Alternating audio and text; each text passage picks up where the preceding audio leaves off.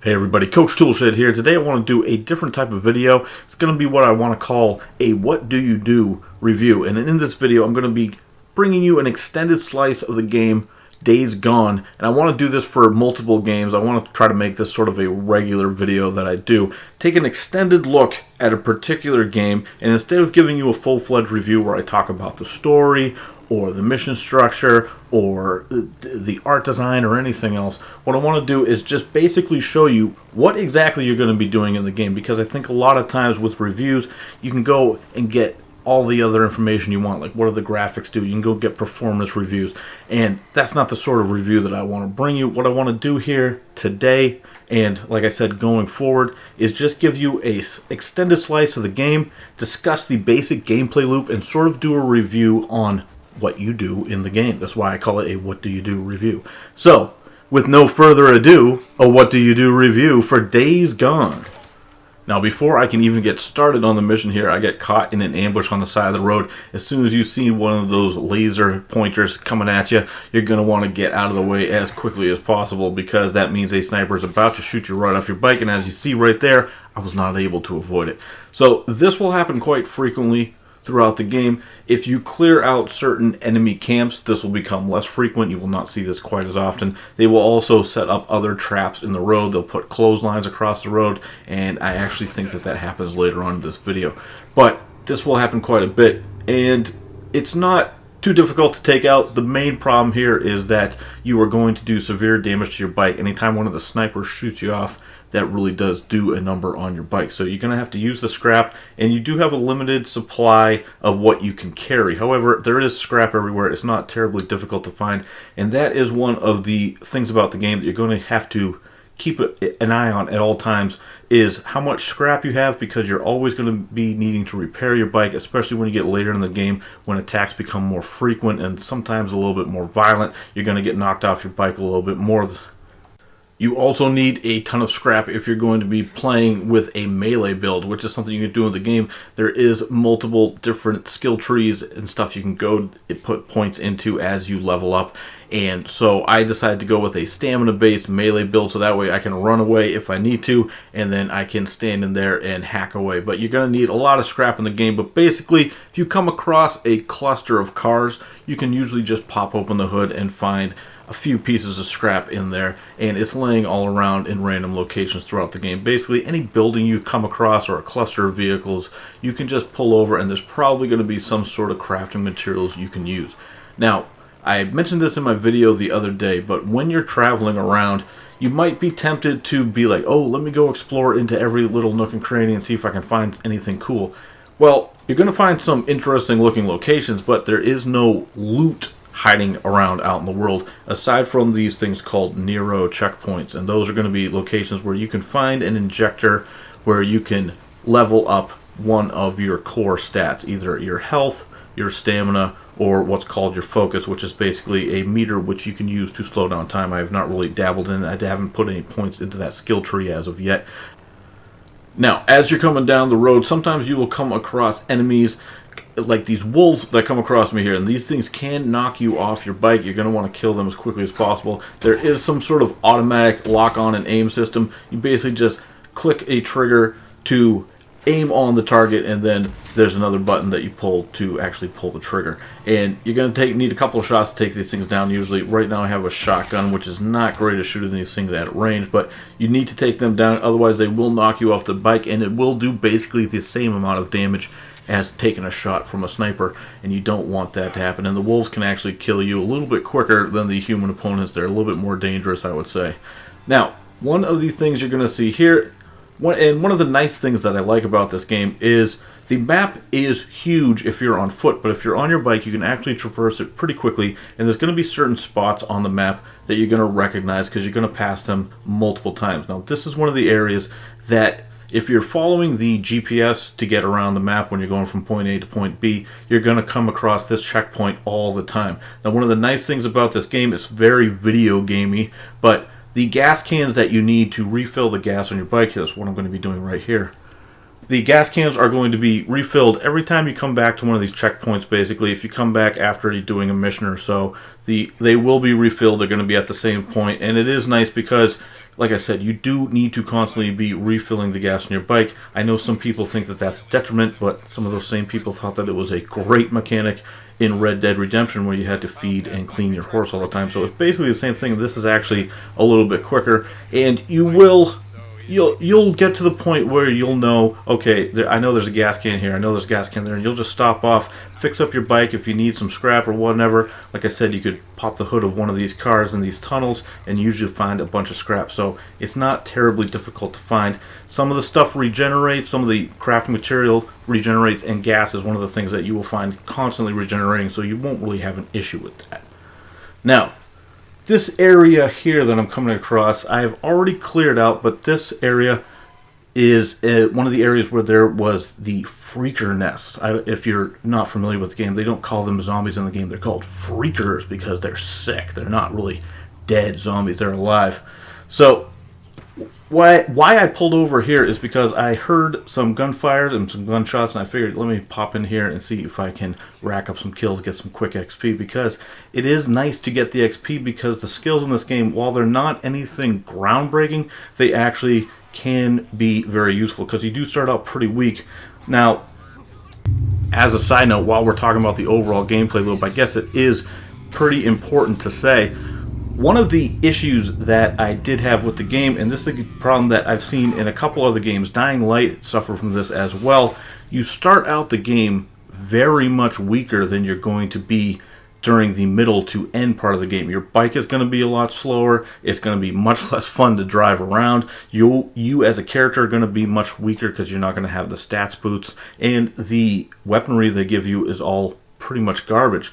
So that is one of the problems with the game, and it is relevant to how you actually play the game. It is what you do, is how you level up and how you progress through the game. And I will say, I wish that they had made you a little bit of a beefier character to start the game, giving you some of these skills off the bat, because it does take away from the opening hours of the game. But once you get through, I'd say about 10 hours, you got a few more skills under your belt.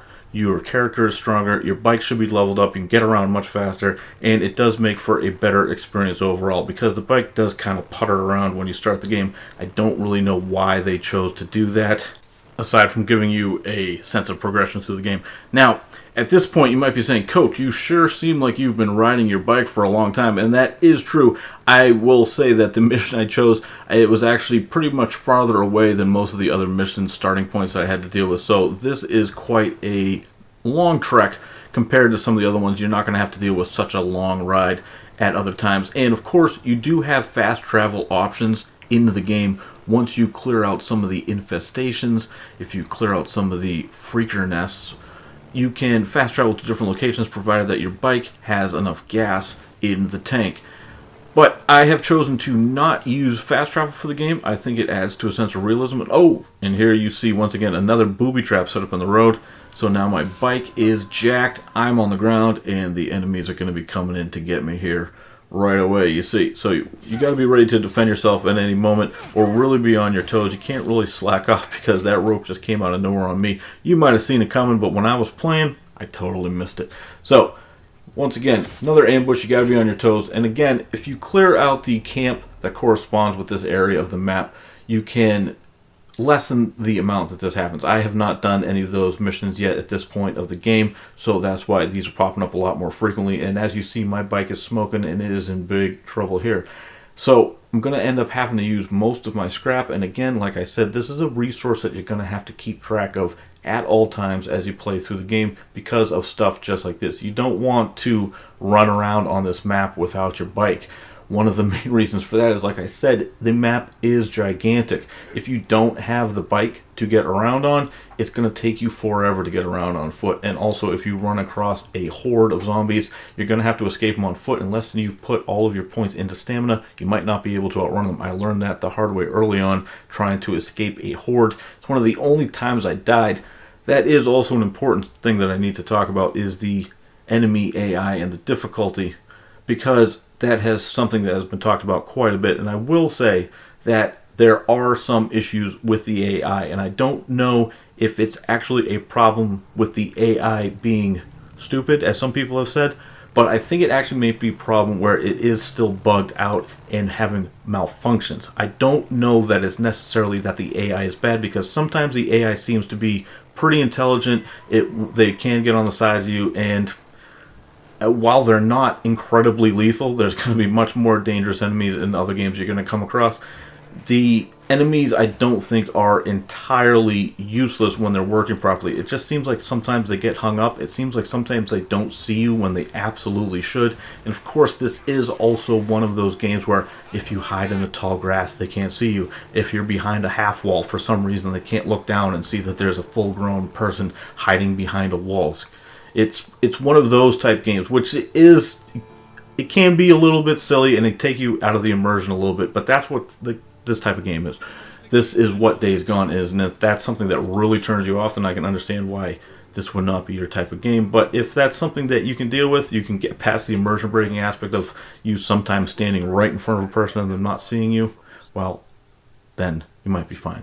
Now, what this is here, this is the camp. This is one of many camps in the game. Well, not many. There's a few camps in the game. I'm not going to tell you how many, but there is more than one or two.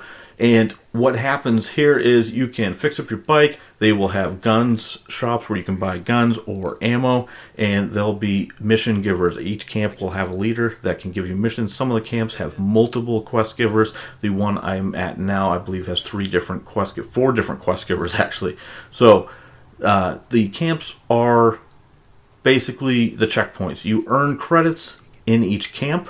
They're all independent, so money you earn at one camp is not transferable to the other. You also unlock better tiered stuff you see in the menu now. Some of the stuff, the tier 3 stuff, is still locked out to me because I'm only tier 2 with trust at this camp, so you got to get up to tier 3 to unlock everything at this camp, and each camp will have its own trust level and economy based on how much work you've done for them, or if you've sent you can rescue survivors out in the wild and you can send them to different camps and you can get a certain amount of reputation as well for doing that. Now, this is one of the quest givers in the game. What she'll do, and this is how you get most of the quests in the game, she'll call you up on the radio when you're on your bike and ask you to show up to her camp, and you'll have a quick conversation, and then they'll send you out on the mission. That is how most of the missions go. I don't know why exactly they have to have you show up to the camp all the time, but for the most part, you're almost always going to have to go to the camp, have a quick conversation with the person who's giving you the quest, and then they send you out on the quest. Now, heading to the camps is not the end of the world. You can turn in bounties, you can stock up on ammo, like I said, or refill your bike, which is what I always do. I always make sure I go out with a full tank of gas, because that's one of the few resources you really have to worry about. One of the things I should note is that Days Gone does have very, very mild survival mechanics. You have to craft health kits. You don't heal on your own. You can't sleep and heal up. So anytime you take damage, you're going to have to heal that manually. Now, crafting material and health kits and whatnot is laying all over the place. You shouldn't have to look too hard to find any of that stuff, but you will have to craft it all manually. And as far as I know, there's no other way to heal yourself at all besides finding crafting material and healing yourself. I don't think there's even the NPC characters, I don't think that there's a doctor that can heal you up or anything else. So everything, you're going to have to go out and scrounge for material the same as you do anything else. But like I said, the main resource in the game really is gas, because even if you use fast travel, it will take the appropriate amount of gas out of your tank. So that is the main resources, along with scrap, like I mentioned earlier, to clear your bike. Now, one of the things I should mention in the game, obviously as you've seen throughout the video, there is a day-night cycle throughout the game, and at night you are going to run into a lot more of the freaker enemies swarming the roads. You're more likely to run into a horde running out and about. During the day, a lot of times the enemies will be sleeping in some caves or a train car or some other enclosed locations, and you might not see them unless you're going looking for them. But at night, they're going to be out, they're going to be roaming around. You're far more likely to run into trouble on the roads. And like I said, sometimes they can knock you off your bike, so that's something you're always going to have to be aware of. And the wolf type enemies, if you hear a wolf or a bear, you're going to want to get out of the way pretty quickly, because they will knock you off your bike and do some serious damage. So right here, I'm going to get off, take out a couple enemies, refill my bike, try to look for some scrap and whatnot, because I have no scrap at all. So I'm at the point now where I am desperate for scrap, because you can also see on the screen in the lower corner, 67%. That is the health on my melee weapon.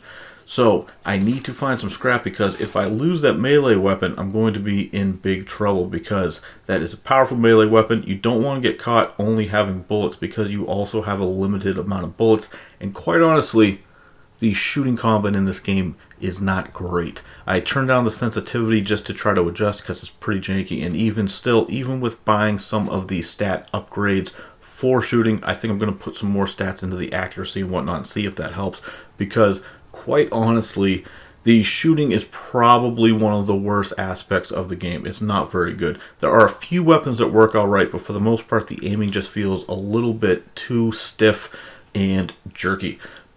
So what I'm going to do here, obviously, again, got to refill gas, check out the bike. I found a little bit of scrap, and that's going to be enough to keep me going here.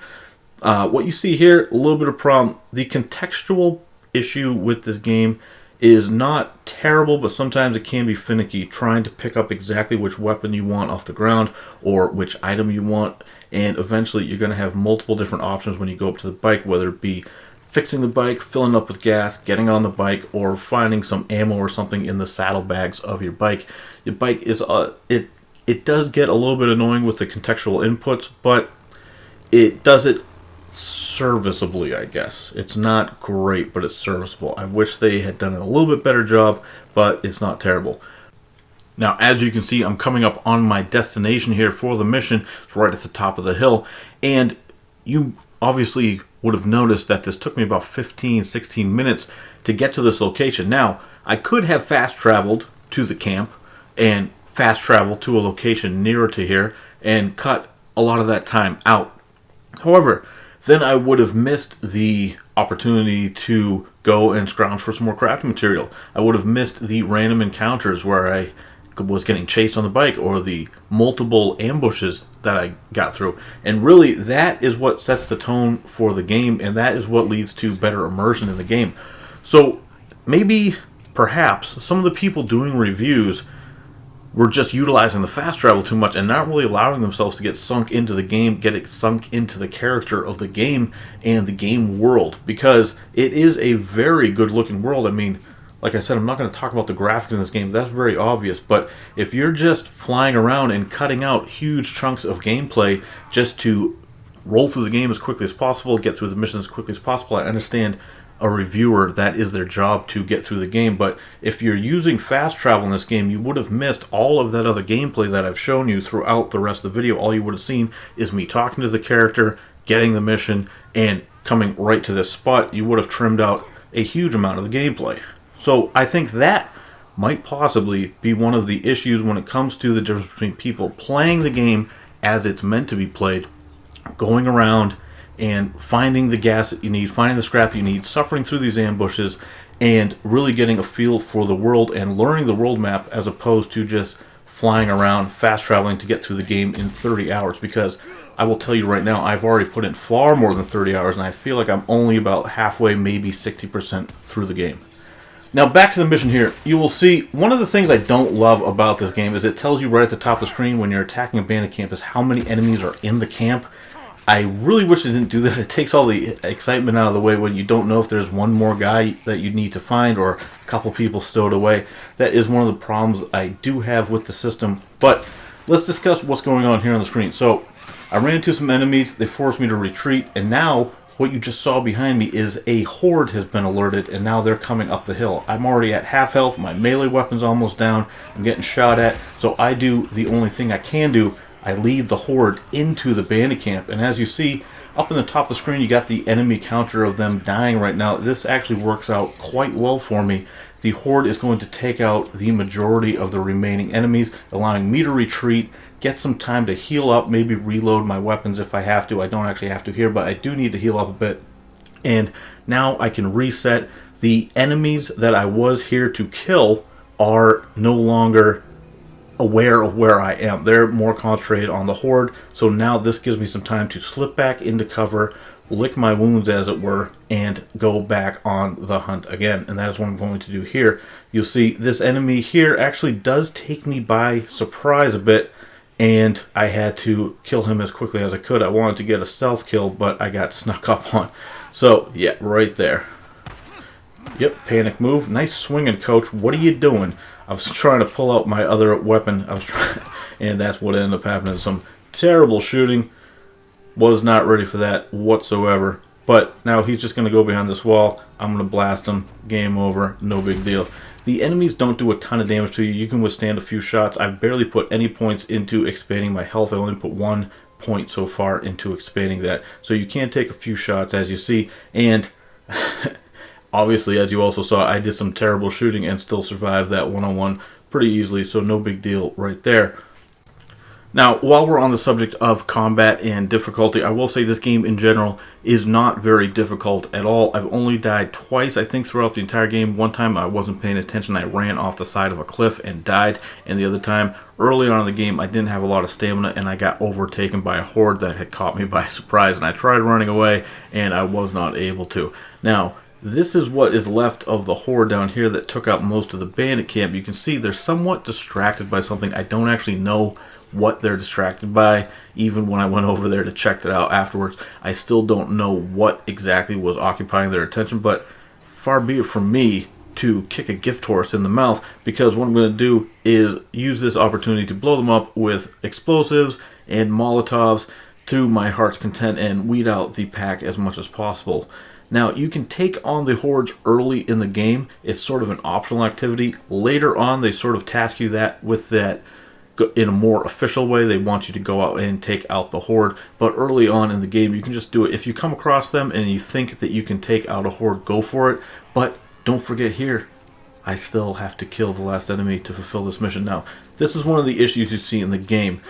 One of the things people have been complaining about is the AI, and right there you did have a good example of a situation where I kind of came in from in front and to the left of the enemy, and he didn't see me, and I was still able to stab him with a stealth kill. So that is one of the issues with the game, and that's why sometimes I'm thinking that it's not an issue of the AI being stupid. I feel like it's more malfunctioning, and they're not picking up your character as well as they should. Now, I am playing on the normal difficulty here for the purposes of doing a review, because that is what most people play on. So that is why I don't know if maybe they are a little bit more observant on the harder difficulty. And I think next month they said they're going to release a even more difficult difficulty as free DLC, but we'll see what happens there. It's something that I think they need to tighten up on, because like I said, I don't think it's an issue of the AI being stupid per se. I think it might actually be a little bit bugged where they're not seeing you when they absolutely should.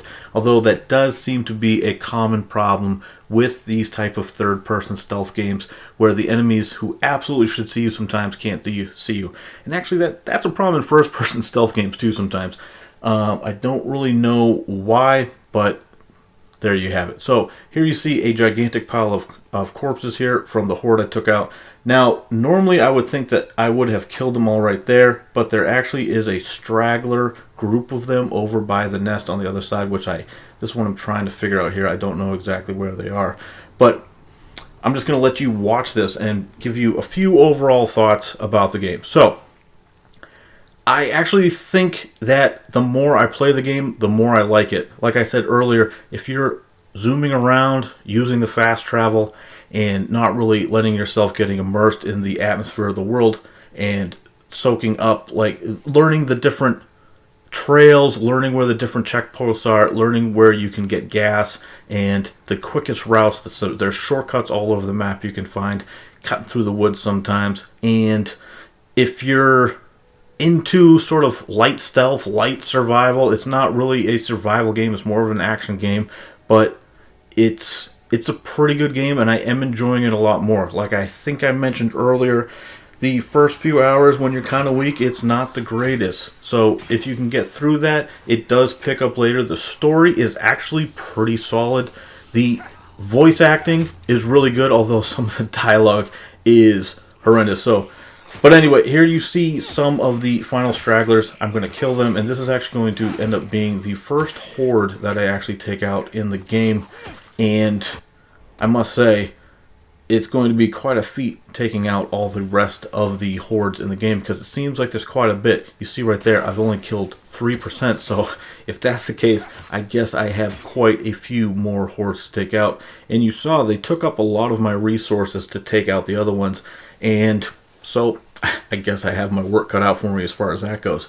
But anyway, I think that's it for me, Coach Toolshed. I hope you got sort of the gist of what I'm trying to do here. Again, this is not meant to be a review of the game. This is a review of the gameplay loop and showing you exactly what the game is like. As you can see, I know there's been a lot of talk about bugs. Does the game really seem that buggy to you? Because it's really not as buggy as has been reported. Now, I know that this is a different patch, different version of the game running, but still, I don't think that this is a game that is suffering from crippling bugs like a lot of people seem to think. But anyway, that's it for me, Coach Toolshed. I hope you enjoy this video. Let me know what you guys think about this. Type the "What Do You Do" review. Is this something you'd be interested in seeing me do for other upcoming games, or even some games in the past? I'm thinking about branching out and doing some different stuff, maybe going over some past games and stuff like that, doing reviews of some older games as well. Let me know what you guys think down in the comments below. Please subscribe if you want to stay in tune with the channel headed forward, and as always, keep it turned to 11. The tunnel is scary.